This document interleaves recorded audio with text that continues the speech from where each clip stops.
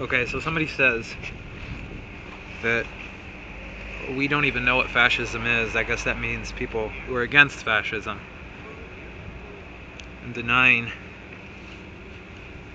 the right to enact their violence on us. I wanted to read from George Orwell and his piece called "What is Fascism?" It's the last few paragraphs. He says, "It will be seen that, as used, the word fascism is almost entirely meaningless. In conversation, of course, it is used even more wildly than in print. I have heard it applied to farmers, shopkeepers, social credit, corporal punishment, fox hunting, bullfighting, the 1922 committee, the 1941 committee, Kipling, Gandhi, Chiang Kai-shek, homosexuality, Priestley's broadcast, youth hostels, astrology, women, dogs, and I don't know what else. Yet, underneath all this mess, there does lie a kind of buried meaning. To begin with, it is clear that there are very great differences, some of them easy to point out and not easy to explain away, between the regimes called fascist and those called democratic. Secondly, if fascist means in sympathy with Hitler, some of the accusations I have listed above are obviously very much more justified than others. Thirdly, even the people who recklessly fling the word fascist in every direction attach at any rate an emotional significance to it. By fascism they mean, roughly speaking, something cruel, unscrupulous, arrogant, obscurantist, anti-liberal, and anti-working class. Except for the relatively small number of fascist sympathizers, almost any English person would accept bully as a synonym for fascist. That is about as near as the definition as this much abused word has come. But fascism is also a political and economic system. Why then cannot we have a clear and generally accepted definition of it? Alas, we shall not get one, not yet anyway. To say why would take too long, but basically it is because it is impossible to define fascism satisfactorily without making admissions which neither the fascists themselves nor the conservatives nor socialists of any color are willing to make. All one can do for the moment is to use the word with a certain amount of circumspection and not, as is usually done, degrade it to the level of a smear word." I think that about does it from 1944, and I think we have a clearer picture of what the word means. And it certainly doesn't mean anti-fascists or fascists. And I'd say a bully is about the right word, right definition for it at this moment in our country. Trump and his antics, his screaming, his so sad, political. He sounds like a 13-year-old I was saying earlier. It's like hearing a teenager shout to his mom, "So sad. I don't want to talk right now, Mom." Again, if you want to reach me, you can do that at the black and red card.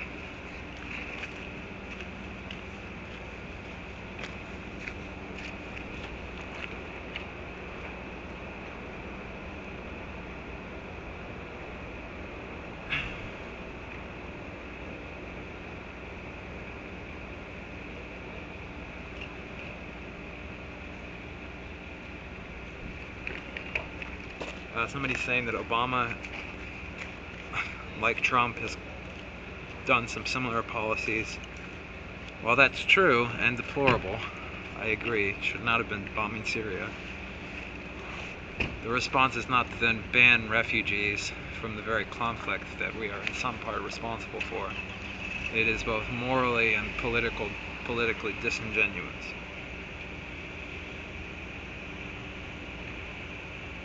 No snow angel tonight, I'm afraid.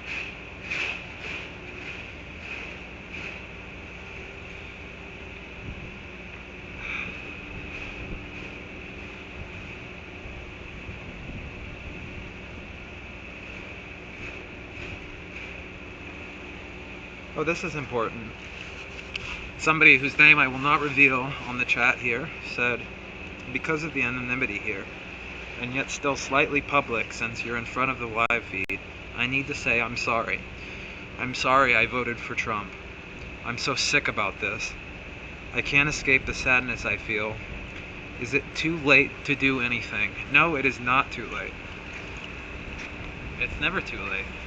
As long as we're alive and we're able, we're required to do something. We're required to educate, to organize, to be the best people that we can be. Now, everyone can't do everything. We each have our own capabilities, and some of us are more limited than others. So I'd say do what you can, and do what you will. But whatever you do not support this loofah-faced madman. To do so would be not only immoral, it would be suicidal. We are hurtling towards not just war, but towards the potential eradication of our own species at our own hands through this silly system we have called capitalism that pollutes and destroys this planet.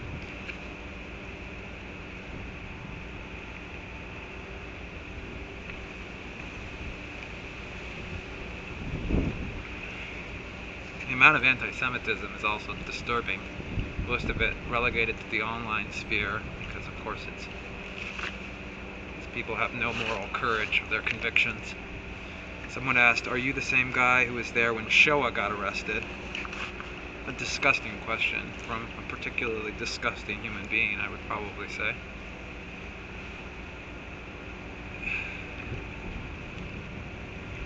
It's disturbing, and you need to stop.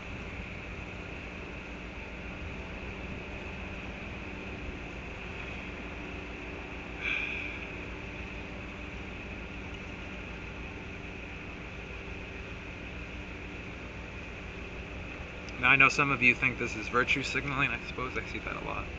I don't really know what that's supposed to do to further your cause.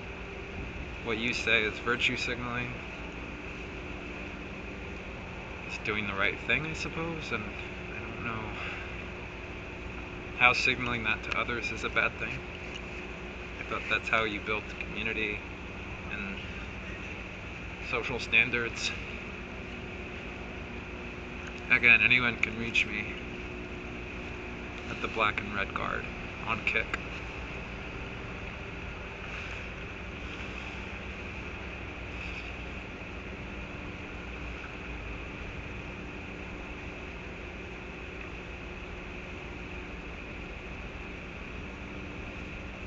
Now, some of it, somebody said that I don't understand that the majority of people sending you anti-Semitic remarks and racist shit don't actually mean it. I'm not sure really what to say to that unless you're talking about people that are practicing comedy. And if it's comedy, it's shitty comedy, and I don't have to respect it, so fuck anti-Semitism. Excuse my language.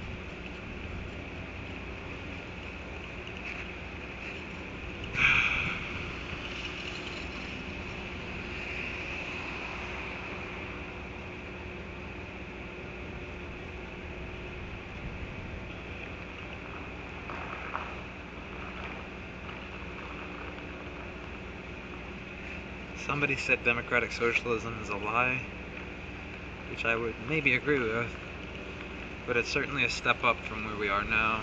I describe myself as some sort of libertarian socialist. That is,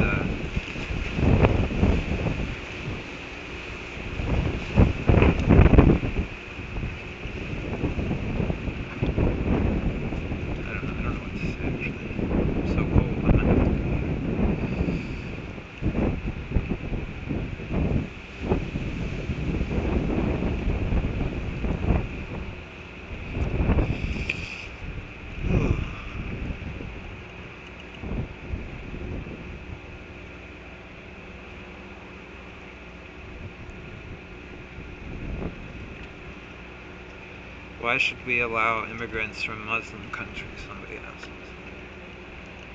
I'd say the question isn't why should we, why shouldn't we? The burden of proof on why Muslims should be differentiated from anybody else is on the person who claims that they shouldn't be allowed in.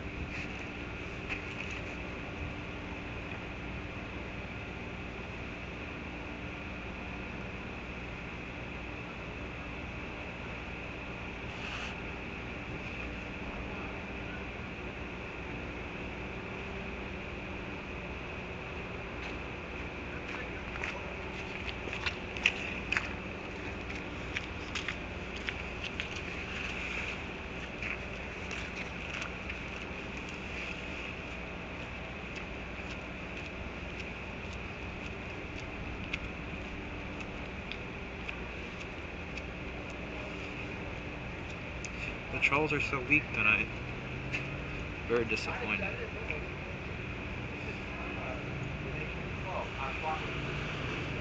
Because safety in and of itself cannot trump. Somebody's asking what's wrong about thinking of your country's safety first. And the reason why I would not even deign to consider such a thing is to get dogs. Don't worry, I don't do that. It's not my style. It's morally reprehensible and a bad look. I won't even read your name unless you want me to.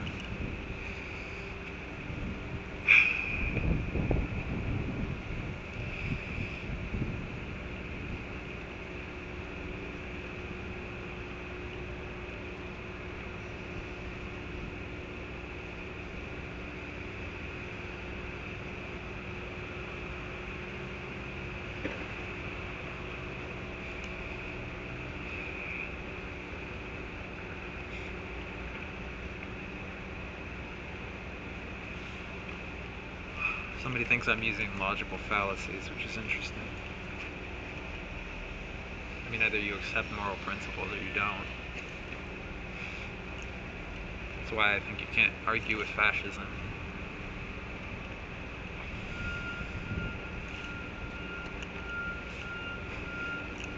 You either accept that there are certain liberties that we're all entitled to, regardless of one's race or religion, or gender, for that matter, sexual orientation, or you don't. But if you don't, well, then there's, again, no argument to be had. I don't want to live in that world, then I refuse.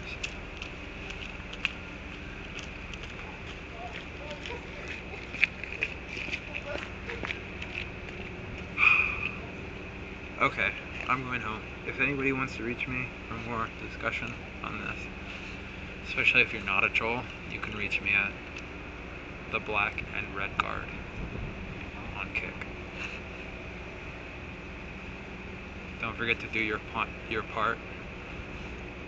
Resist the Milo Yiannopoulos of the world. Resist the Richard Spencers and the Donald Trumps. Resist the Orange Menace. Become one of us. Become part of the resistance. That is, if you believe in human rights. If you don't, well, then there's nothing more to say, except he will not divide us.